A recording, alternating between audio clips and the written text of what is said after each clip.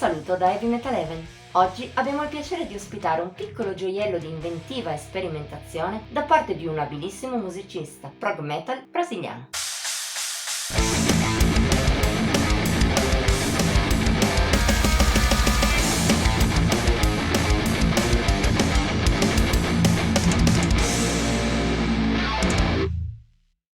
Per un gruppo esistono fondamentalmente due vie di approcciarsi al progressive metal. La prima, che se non la più semplice è la meno complicata, consiste nel curare il più possibile le proprie canzoni per quanto riguarda la musicalità e il lato emotivo, limitando al minimo indispensabile i tecnicismi. La seconda invece è proprio affidarsi a questi ultimi. Non è ardua solo a livello strumentale e anzi il difficile è rendere la propria musica interessante e non noiosa anche al di fuori del piccolo circolo degli amanti della tecnica fine a se stessa. Quest'ultimo è un compito davvero difficile, ma non impossibile. Lo dimostra bene Parabellum. Primo album di Diego Svern, batterista e cantante brasiliano, è una vera e propria bizzarria sotto molti aspetti.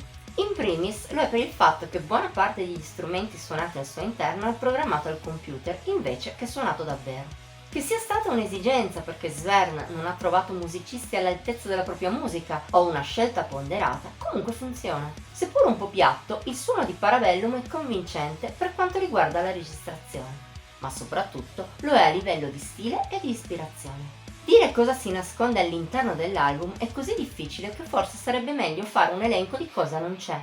Di base comunque è un progressive metal ultra tecnico, spesso al limite anche col jazz, un genere ricordato anche dagli interventi, a tratti, di strumenti come il sassofono. Ma in Parabellum c'è anche spazio per mille altre influenze, dal funk al pop, dalla musica elettronica a quella sinfonica, passando a tratti per power, metal classico e tanto altro ancora. In una sperimentazione che spesso e volentieri sfocia nell'avanguardia più pura.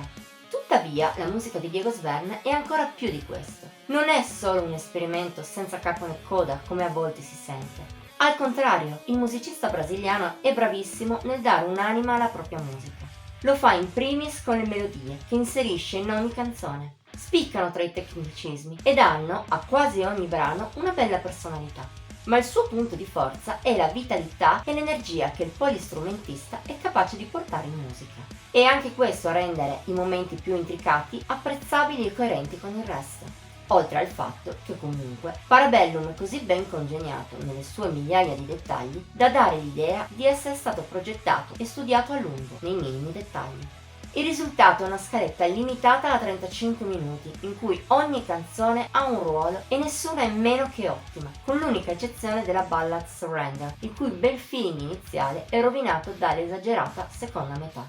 E nonostante la marea di tecnicismi presenti quasi sempre, sono diversi i pezzi che spiccano, alcuni anche per qualità. In primis lo fa Prostibule in Despair. In apertura già mostra l'estro di Diego Svern, tra un basso funk, tanti cambi di registro nel giro di secondi e una parte centrale che attraversa almeno 5 generi diversi, tutti ben mescolati. Da citare ci sono anche Laughter into Tears, con un'esplosività quasi power nella sua norma molto intricata, per poi virare però sulla tristezza, oppure Mephistopheles Style. Traccia conclusiva, da oltre 8 minuti, vede il musicista brasiliano raggiungere i massimi livelli di fantasia propri, sia a livello emotivo che in quello della complessità strutturale e di influssi. Ammirevole anche la scelta di includere in scaletta, per giunta come seconda canzone, No Bra Club, che nel metal fa giusto una piccola puntata e per il resto è diviso tra musica dance e influssi ancora funk. Oltre a essere una scelta coraggiosa, visto che parliamo di generi non proprio amati tra i fan del metal, è anche stranamente azzeccata e non stona col resto del disco. Insomma, al di là di qualche pezzo meno riuscito, Parabellum è tanto complesso quanto ben fatto. Non raggiunge il capolavoro, ma solo per poco. Per il resto, la sostanza è ammirevole, come lo sono l'estero, la capacità di songwriting e l'energia che Diego Svern ci infila dentro. Poche storie, insomma. Se ti piace il suo genere, il progetto del musicista brasiliano ti è consigliato con calore. Fallo tuo, dagli il tempo che merita per essere assorbito e ti ritroverai un piccolo gioiello di inventiva progressive metal super tecnico e pieno di esperimenti grandiosi. Voto di Heavy Metal Heaven 88 su 100.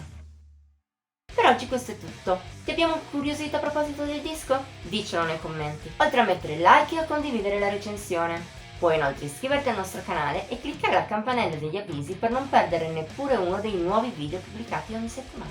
Puoi trovarci anche su Facebook, Instagram e Pinterest. I link sono in descrizione. Ci vediamo la prossima volta.